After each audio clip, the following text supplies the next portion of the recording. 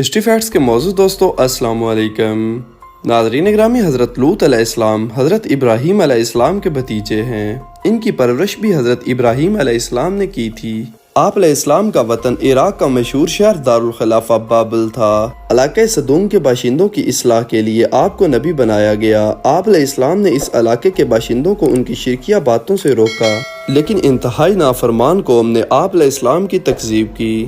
ناظرین اکرامی، اس ویڈیو میں ہم آپ کو بتائیں گے حضرت لوط علیہ السلام کے حالات زندگی کے بارے میں، اور ان کی قوم کی نافرمانیوں پر اللہ تعالیٰ کے عذاب کے بارے میں بھی آپ کو بتائیں گے۔ موضوع کے آغاز سے پہلے آپ سے گزارش ہے کہ آپ چینل کو سبسکرائب کر لیں، جبکہ ویڈیو کو آخر تک ضرور دیکھیں۔ ناظرین اکرامی، اللہ تعالیٰ کے برگزیدہ انبیاء علیہ السلام میں سے ایک حضرت لوط علیہ السلام بھی ہیں، جن کا ذکر قرآن مجید میں 12 جگہ پر ہوا ہے۔ حضرت لوط علیہ السلام حضرت ابراہیم علیہ السلام کے بھتیجے تھے۔ آپ کے والد کا نام ہاران تھا۔ حضرت لوط علیہ السلام بچپن سے ہی حضرت ابراہیم علیہ السلام کے زیر سایہ رہے اور یہیں ان کی نشو و نما ہوئی تھی۔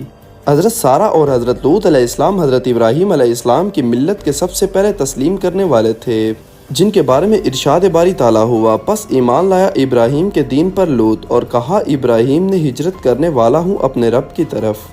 ناظرین اکرامی، آپ علیہ السلام کو علاقہ صدوم کے باشندوں کی اصلاح کے لیے بھیجا گیا تھا۔ آپ علیہ السلام نے اس علاقے کے لوگوں کو دن رات دعوت دی، لیکن ان کی شرکیہ باتیں ختم نہ ہوئی، اور یہاں تک کہ آپ علیہ السلام کا انہوں نے انکار کر دیا اور آپ علیہ السلام کو جھوٹا قرار دے دیا، جس کے بارے میں اللہ تعالیٰ نے فرمایا، لوط کی قوم نے ڈر سنانے والے کو جھٹلایا۔ اس قوم میں بہت سی روحانی بیماریاں پیدا ہو گئی تھی۔ یہ قوم اتنی بے خوف اور گناہوں پر جری ہو گئی کہ حضرت لوط علیہ السلام سے بڑی دلیری سے عذاب کا مطالبہ کرنے لگی، جس کے بارے میں اللہ تعالیٰ نے قرآن مجید میں ان کا ذکر کیا ہے، اے لوط اگر تو سچا ہے تو ہم پر اللہ کا عذاب لے آ۔ جب حضرت لوط علیہ السلام کو یقین ہو گیا کہ اس قوم کے دلوں پر مہر لگ چکی ہے اور اب ان کی اصلاح ناممکن ہے، تو آپ علیہ السلام نے اللہ کی بارگاہ میں دعا کی، اے میرے رب، ان شریر لوگوں کے مقابلے میں میری مدد فرما۔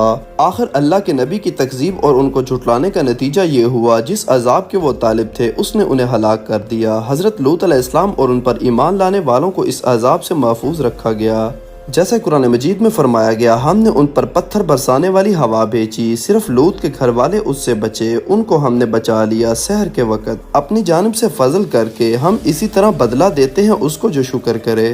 خدا کا جب عذاب آیا تو حضرت لوط علیہ السلام کی بیوی جو کافروں سے ملی ہوئی تھی، وہ بھی اس عذاب میں ہلاک ہو گئی۔ مدینہ منورہ سے شام جاتے ہوئے عذاب سے تباہ شدہ اس بستی کے کھنڈر آج بھی لوگوں کو دعوت عبرت دیتے ہیں۔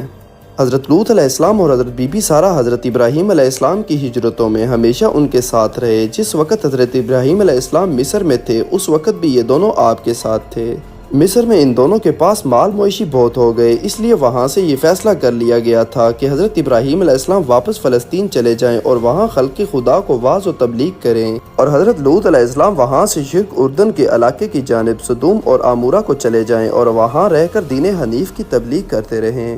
اردن کی وہ جانب جہاں بحر میت یا بحر لوط علیہ السلام واقع ہے، یہ وہی جگہ ہے جہاں پر صدوم اور عمورہ کی بستیاں آباد تھی۔ پہلے یہ بستیاں تھی، آج وہاں سمندر نظر آتا ہے۔ پہلے یہ خشک زمین پر شہر آباد تھے، اور پہلے یہ شہر اونچی جگہ پر آباد تھے، لیکن جب قوم لوط پر عذاب الہی آیا، زمین کا تختہ الٹ دیا گیا اور سخت زلزلے اور بھونچال آئے، تو زمین سمندر سے 400 میٹر نیچے چلی گئی اور پانی اوپر چڑھ آیا۔ اس لیے اس کا نام بحر میت اور بحر لوط علیہ السلام سے مشہور ہے۔ اس گہرائی کے پانی میں اگر مچھلیوں وغیرہ چلی جائیں تو مر جاتی ہیں، ایسا زہریلا پانی ہے۔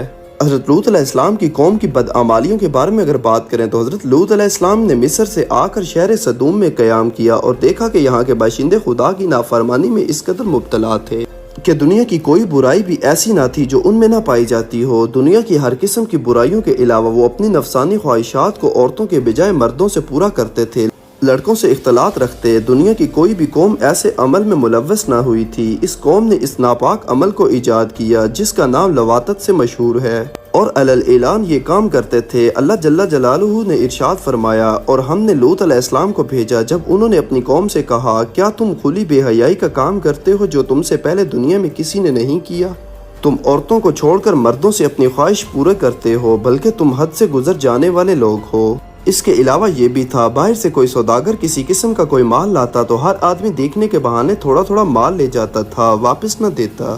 غرض یہ کہ ہر قسم کے فسق و فجور ان میں موجود تھے۔ حضرت لوط علیہ السلام نے ہر قسم کی نصیحت اور ان سے گزشتہ قوموں کے واقعات بھی انہیں سنائے، لیکن ان پر کسی بات کا کوئی اثر نہ ہوا۔ चुनाचे इरशाद बारी ताला हुआ, मगर उनकी कौम का जवाब इस बात के सवा न था कि उन्हें अपनी बस्ती से निकाल दो, ये लोग बड़े पाकबाज बनते हैं।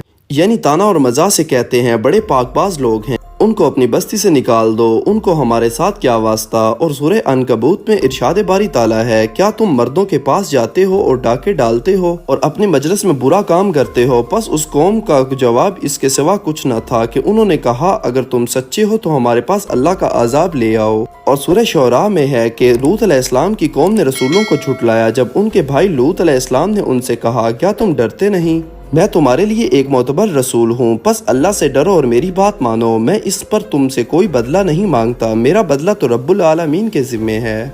मगर उन पर इस बात का कोई असर न हुआ, बल्कि हजरत लूत अलैहिस्सलाम को अपनी बस्ती से निकालने और संसार करने की धमकियाँ देने लगे। हजरत लूत अलैहिस्सलाम ने फरमाया, ए बदबख्तो, तुम्हारे घरों में मेरी बेटियां मौजूद हैं, वो खुदा ने जायज़ तरीके से तुम्हारी ख्वाहिशात के लिए तुम्हारी रफ़ीका हयात बनाई हैं, इस बदफेली और बदअमली से बाज आ जाओ। मगर उन्होंने कहा कि तुम बड़े पाकबाज बनते हो, हम तुम्हें अपनी बस्ती से निकाल देंगे। हजरत लूत अलैहिस्सलाम की तमाम तर कोशिशों का कुछ असर न हुआ और कौम गुस्से में आकर कहने लगी, ए लूत, तू अपनी नसीहतें ख़त्म कर, अगर हमारे इन आमाल से खुदा नाराज़ होता है तो तू जिस अजाब से हमें डराता है वो अजाब ला कर दिखा, तो बार बार हमें डराता रहता है। अगर तू अपने कौल में सच्चा है तो फिर हमारा और तुम्हारा फैसला हो जाना चाहिए। जैसा कि इरशाद है, पस लूत की कौम का जवाब इसके सिवा कुछ न था, कहने लगे, तू हमारे पास अल्लाह का अजाब ले आ अगर तू सच्चा है। इधर ये हो रहा था, उधर हजरत इब्राहीम अलैहिस्सलाम जंगल में सैर कर रहे थे। उन्होंने देखा कि 3 आदमी सामने खड़े हैं। चूंकि हजरत इब्राहीम अलैहिस्सलाम बहुत मेहमान नवाज थे, इसलिए उनको अपने साथ घर ले आए और एक बछड़ा ज़बह किया और भूनकर उनके सामने पेश किया, जिस पर उन्होंने खाने से इनकार कर दिया। तो हजरत इब्राहीम अलैहिस्सलाम समझे ये कोई दुश्मन है, दिल में कुछ परेशान हुए। जब मेहमानों ने हजरत इब्राहीम अलैहिस्सलाम का इज़्तिराब देखा तो हंसकर कहा, घबराए नहीं, हम खुदा के फरिश्ते हैं, कौम लूत की तबाही के लिए सुदूम जा रहे हैं। हजरत इब्राहीम अलैहिस्सलाम ने दिल की रिक्कत के साथ फरिश्तों से कहा, वहाँ हजरत लूत अलैहिस्सलाम और उनके अहलो अयाल हैं। जैसा कि इरशाद है, हजरत इब्राहीम अलैहिस्सलाम ने कहा, शहर सदूम में हजरत लूत अलैहिस्सलाम भी हैं। फरिश्तों ने जवाब दिया, हमको मालूम है। जैसा कि इरशाद बारी ताला है, उन्होंने कहा, हम खूब जानते हैं वहाँ कौन है, हम उसके और उसके घर वालों को बचा लेंगे, मगर उसकी बीवी जो पीछे रह जाने वालों में होगी। फरिश्ते हजरत इब्राहीम अलैहिस्सलाम से रुखसत होकर सदूम शहर पहुंचे और हजरत लूत अलैहिस्सलाम के घर मेहमान हुए। फरिश्ते नहायत खूबसूरत और नौजवान लड़कों की शक्ल में थे। हजरत लूत अलैहिस्सलाम ने इन मेहमानों को देखकर सख्त घबराए, बदबख्त कौम के लोग मेरे इन मेहमानों के साथ कैसा सलूक करेंगे। हजरत लूत अलैहिस्सलाम इसी गम में थे कि लोगों को पता चल गया कि हजरत लूत अलैहिस्सलाम के घर पर दौड़ते हुए आए और मुतालबा करने लगे, उन नौजवानों को हमारे हवाले कर दो। हजरत लूत अलैहिस्सलाम ने फरमाया, तुम में कोई समझदार आदमी नहीं, इरशाद बारी ताला है, क्या तुम में कोई भला आदमी नहीं, तुम क्यों इस लानत में गिरफ्तार हो और अपनी ख्वाहिशात को पूरा करने में फितरी तरीके अमल को छोड़कर और हलाल तरीके औरतों को छोड़कर इस बदफेली में लगे हुए हो। हजरत लूत अलैहिस्सलाम ने बड़े अफसोस से कहा, आज मेरे पास ताकत होती तो मैं तुमसे पूरा मुकाबला करता। नाज़रीन ग्रामी, हजरत लूत अलैहिस्सलाम ने जहाँ ये फरमाया कि तुम तरीके हलाल को छोड़कर जो तुम्हारे घर में मेरी बेटियां मौजूद हैं, तुम इस बदफेली में लगे हुए हो, तो इस बारे में उलमा का कहना है कि ये एक इश्काल है। हजरत लूत अलैहिस्सलाम का मतलब ये था कि ए बदबख्तो, तुम्हारे घरों में जो मेरी कौम की बेटियां हैं वो जायज़ तरीके से तुम्हारे लिए पाकीज़ा हैं। ये मकसद कतन न था कि वो अपनी सल्बी पाकीज़ा लड़कियां उन मलून खबीसों को पेश फरमा रहे थे। इनके मेहमानों के बारे में हजरत लूत अलैहिस्सलाम सख्त परेशान थे और इसी परेशानी की हालत में ये कौम भी उनसे सादर हुआ। काश आज मेरे लिए तुमसे मुकाबला करने की कुव्वत होती या पनाह मिलती किसी जबरदस्त कुव्वत की। सूरह तहरीम में हजरत लूत अलैहिस्सलाम और हजरत नूह अलैहिस्सलाम की बीवियों का जिक्र है और सूरह शुअरा में इरशाद है, बस हमने उसको और उसके घर वालों को बचा लिया, मगर एक बुढ़िया वो रहने वालों में रह गई, फिर हमने दूसरों को हलाक कर दिया और हमने उन पर एक बारिश बरसाई। पस कैसी वो बुरी बारिश थी जो उन लोगों पर बरसी जिनको डराया गया था। तौरात में है कि हजरत लूत अलैहिस्सलाम अपने खानदान समेत सदूम से हिजरत करके ज़ौगर की बस्ती में चले गए जो सदूम से करीब थी। आफताब निकलने के बाद जब उन्होंने सदूम की तरफ देखा तो वहाँ हलाकत बर्बादी के सिवा कुछ न था। फिर हजरत लूत अलैहिस्सलाम ज़गर को छोड़कर करीब एक पहाड़ी पर जा आबाद हो गए और अमनो अमान से वहाँ रहने लगे और वहीं पर उनका इंतकाल भी हुआ। कौम लूत की बर्बादियों की अगर मजीद बात करें तो बाज़ रिवायात में है कि कुफ़ार ने हजरत लूत अलैहिस्सलाम को पत्थर मारकर जख्मी कर दिया था और दरवाज़ा तोड़कर फरिश्तों तक पहुंच गए तो खुदा ने उनको अंधा कर दिया। फिर इन्होंने तौबा की तो बसारत वापस लौट आई, लेकिन फिर उन्होंने बुरा इरादा किया तो उनके बदन खुश्क हो गए। फिर उन्होंने तौबा की और हजरत लूत अलैहिस्सलाम ने भी दुआ की तो फिर ठीक हो गए और भागकर अपने घरों में चले गए और कहने लगे, लूत अलैहिस्सलाम के घर कोई जादूगर आए हुए हैं।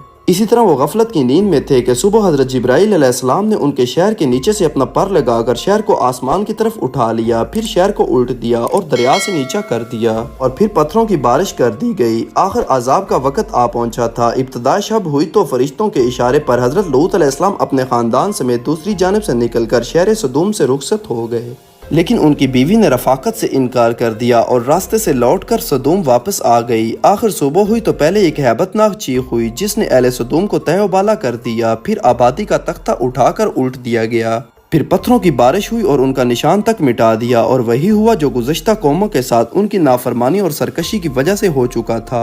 और फरिश्तों ने यह भी कहा था कि जाते वक्त पीछे मुड़कर कोई न देखे, जैसा कि फरमान इलाही है, और ख्याल करो कि कोई पीछे मुड़कर न देखे। बाज रवायात में आया है कि हजरत लूत अलैहिस्सलाम की बीवी ने पीछे मुड़कर देखा तो फौरन उसको एक पत्थर लगा और वो हलाक हो गई। अल्लाह ताला ने इरशाद फरमाया कि कौम लूत बड़ी मस्ती में थी, जैसा कि इरशाद बारी ताला है, आपकी जान की कसम वो तो एक नशे में मस्त थे। बस सूरज निकलते ही उन्हें एक बड़े जोर की आवाज ने पकड़ लिया। बिल आखिर हमने उस शहर को उल्ट पुल्ट कर दिया और उन लोगों पर कंकर वाले पत्थर बरसाए।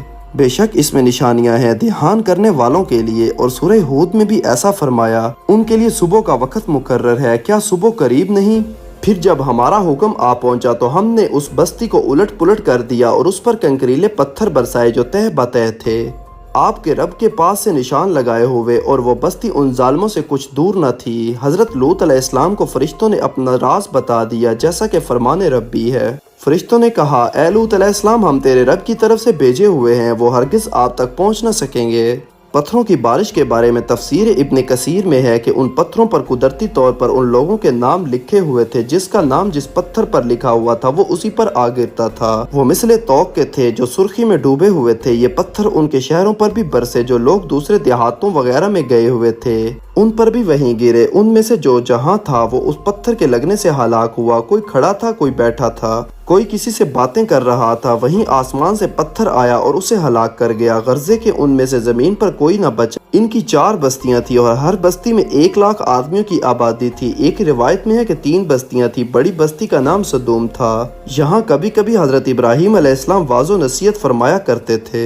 नाज़रीन ग्रामी, इस बात में तो कोई शक नहीं कि अल्लाह ताला ने जितने भी लोगों के किस्से और वाक़यात कुरान मजीद में आज हम तक पहुँचाए हैं, उनसे मकसद सिर्फ यही है कि हम उनसे नसीहत हासिल करें। लेकिन सोचने और फिक्र करने की बात तो ये है कि वो ऐसी कौन सी बुराई है जो पहली कौमों में थी और हम में नहीं है, लेकिन फिर भी अल्लाह ताला ने हमें इस हाल में रखा हुआ है कि हम पर कोई अजाब नहीं आता और हमारी शक्लें नहीं बिगड़ती। तो यकीनन ये हमारे नबी पाक सल्लल्लाहु अलैहि वसल्लम की हमारे लिए दुआएं हैं, जिनके बदले में आज अल्लाह ताला ने हमें सही और सलामत हर गुनाह के बावजूद हम पर पर्दा डाला हुआ है। अल्लाह ताला से दुआ है कि अल्लाह ताला हमें अपने अहकामात और नबी पाक सल्लल्लाहु अलैहि वसल्लम के तरीकों पर अमल करने की तौफीक अता फरमाए। नाज़रीन ग्रामी, ये थी हमारी आज की वीडियो। अगर आपको वीडियो अच्छी लगी तो उसको लाइक और शेयर, जबकि चैनल को सब्सक्राइब कर दीजिएगा। आपसे जल्द मुलाकात होगी किसी नई मालूमाती और तारीखी वीडियो के साथ। अल्लाह हाफिज।